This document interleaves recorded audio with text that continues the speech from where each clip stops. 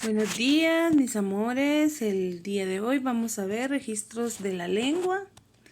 Ya sabemos que con lengua se refiere al idioma, ¿verdad? Al idioma que nosotros tenemos, pues en este caso es el español. Vamos a ver qué es un registro. Es la variedad de la lengua definida por el conjunto de las particularidades lingüísticas de la que el hablante elige para adaptarse a la situación comunicativa en que se encuentra. El dominio de un mayor número de registros depende de la competencia comunicativa, es decir, el conocimiento de las posibilidades del uso de la lengua en distintas situaciones. Entre las clases de registros existen solo diferencias de grado. En la formalidad, registros formales, y en las informalidades, pues, y en la planificación, registros no planificados y espontáneos, ¿verdad? Vamos a seguir viendo, dice las clases de registros según la formalidad, ¿verdad? Formal, pues se caracteriza por la selección de los recursos lingüísticos adecuados, el uso del lenguaje de forma cuidada, ¿verdad? Cuando se platica con un profesional, pues no se utiliza la misma lengua, ¿verdad? Es más rebuscado. Ahora la informal, pues se caracteriza por la falta de planificación, es más espontánea, ¿verdad? Las preferencias por las estructuras simples y la expresividad del hablante. Vamos a ver que hay niveles de registro de lengua, ¿verdad? Hay factores como la cultura, el nivel social, la edad, la profesión. Pues esto determinan que los hablantes no utilicen la lengua de manera uniforme, ¿verdad? Esto genera diferentes niveles o diferentes usos. Vamos a ver que los registros lingüísticos, ya dijimos, ¿verdad?, que es de una manera formal, donde se utiliza en una situación de formalidad con personas con las que no tenemos cercanía o familiaridad, riqueza de vocabulario, precisión y corrección gramatical ligado a un nivel culto, ¿verdad? Por ejemplo, ahí están hablando un médico, ¿verdad?, con pues una persona profesional. Acá dice también el coloquial, que es también llamado también informal.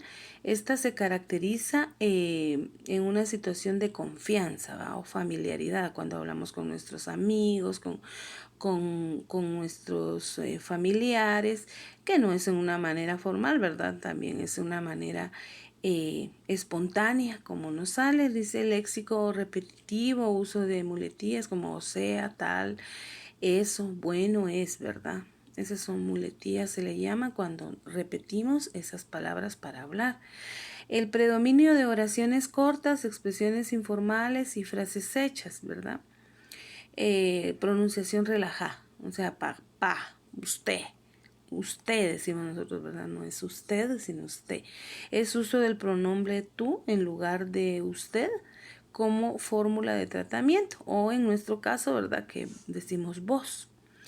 Es el registro que más utilizamos y recuérdense que no todos los días estamos relacionados con personas profesionales, más que todo con nuestros familiares o con personas que ya tenemos familiaridad o confianza, como por decir, ¿verdad? Vamos a ver, entonces vamos a ver las clases del registro, lo vamos a dejar bien claro. Pues en el formal es un lenguaje culto, ¿verdad?, y técnico, ¿verdad?, como por ejemplo expirar, fallecer. En el informal, popular o vulgar, no quiere decir que son malas palabras, ¿verdad?, sino vulgar se utiliza, por ejemplo, para decir así de una forma que es más en confianza, como decíamos, ¿verdad? Entonces, por ejemplo, cuando digo esa persona falleció, cuando lo estoy diciendo en una eh, forma informal, perdón, en un registro informal, lo estoy diciendo estiró la pata, se palmó, ¿verdad? Colgó los tenis, como decimos aquí en Guatemala o en muchas regiones de Latinoamérica. La pronunciación, pues acá es cuidada y normativa, ¿verdad? Ahora en el informal, pues es descuidada y con posibles vulgarismos fonéticos, ¿verdad? La sintaxis, pues es un uso correcto en la formal, ¿verdad? Es un uso correcto sintáctico y de los conectores. Ahora acá dice un poco trabada, estructuras simples y acumulación de fragmentos independientes, contribuciones defectuosas, frases inacabadas y elípticas como tiene cada cosa. Alteración del orden crónico también, ¿verdad? Acá, por ejemplo, también hay una variación lingüística de país a país, ¿verdad? Por ejemplo, eh, un bus en unos lugares se dice colectivo, colectivo también en Bolivia, en Chile se dice micro, se dice bus, se dice liebre, en Colombia se dice buseta, en Costa Rica también se dice buseta, en Cuba se dice guagua, en Ecuador se dice buseta también, en España autobús, en Guatemala se dice camioneta, en México se dice camión o también bus, en Puerto Rico también se dice guagua, ¿verdad? Autobús, buseta, carrito en Venezuela, ¿verdad? Los neologismos, etimológicamente del griego neo, que significa nuevo, y más logo, que significa palabra, ¿verdad? Definición de un neologismo es una palabra nueva que aparece en una lengua, ya sea precedente de otra. Y pues miren, los neologismos surgen a través de expresiones coloquiales que están fuera del idioma y que son inventos espontáneos del lenguaje, ¿verdad? Y eh, pues de la comunicación oral, ¿verdad? O sea, el lenguaje hablado.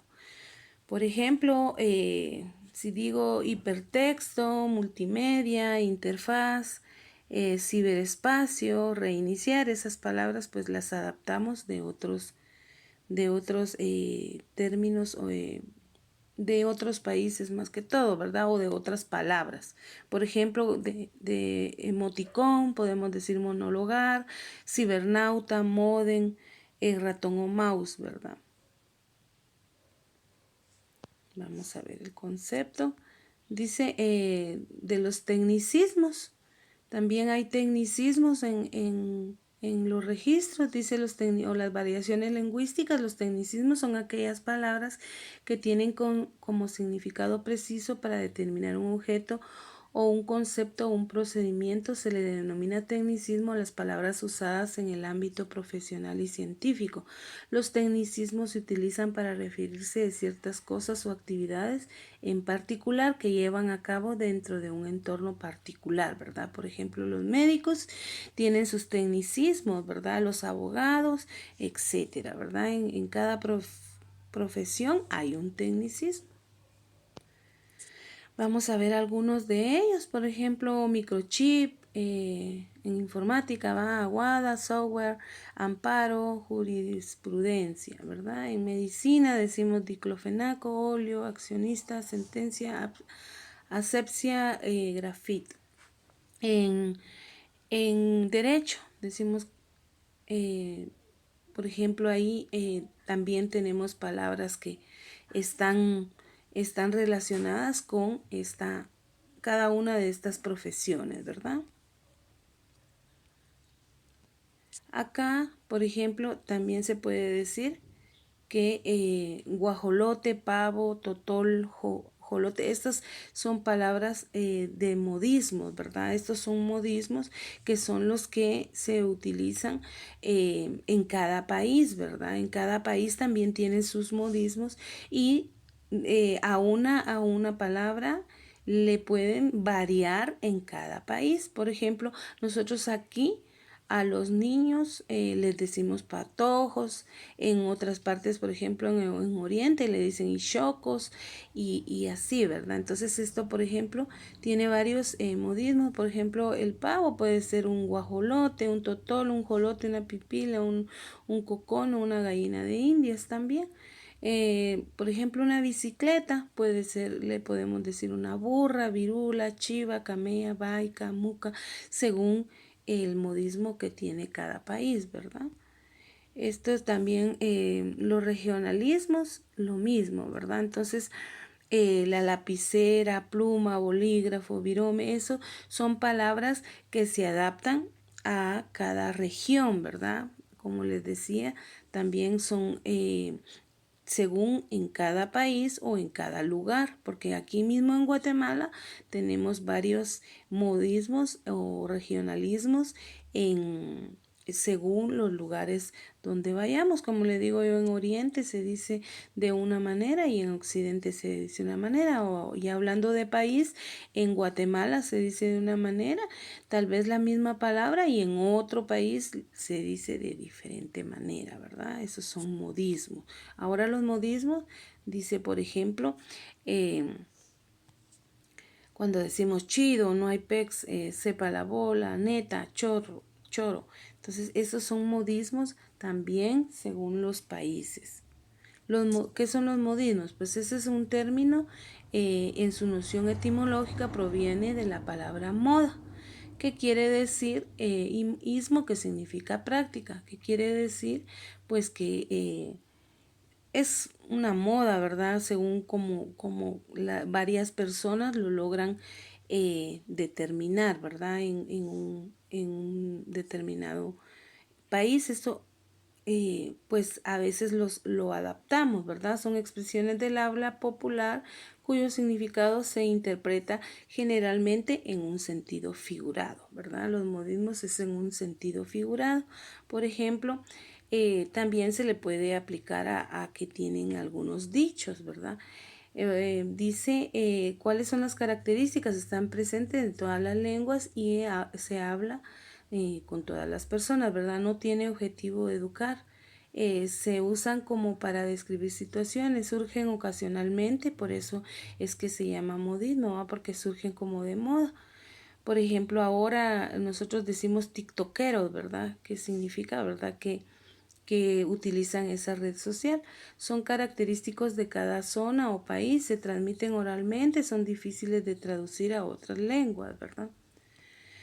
Pues los modismos, un ejemplo sería comer más que un remordimiento, de viento en popa, da más vueltas que un perro para acostarse, va a echar mano, meter la pata, ir al grano, tomar el pelo, esos son modismos que utilizamos, ¿verdad? Vamos a ver el otro. Bueno, ahí terminamos con este tema, mis chicos. Espero haya quedado claro. Ya saben ustedes que pues el idioma español es un idioma así bien amplio, y como se habla casi que en la mayoría de países de América, varía de región en región, ¿verdad? A veces la misma palabra no quiere decir aunque sea el mismo idioma, la misma lengua, como decimos, hay palabras que varían de país a país, ¿verdad? Entonces, pues ahí tenemos que tener cuidado, ¿verdad? Porque algunas palabras inclusive que no son vulgares acá en Guatemala, en otros países son feos, ¿verdad? Y viceversa. Palabras que aquí no significa eh, feo, en otro país sí, ¿verdad? Por ejemplo, voy a poner un ejemplo con disculpas, la palabra morro, ¿verdad? Aquí pues quiere decir una cosa, y por ejemplo en México quiere decir que es un niño normal, ¿verdad? Es como decimos, un patojo, ¿verdad? Entonces hay que tener ese cuidado siempre, ¿verdad? Para poder tener ese respeto de país a país, ¿verdad? Espero les haya servido bastante este video y ustedes realicen pues sus ejercicios, y les mando un abrazo.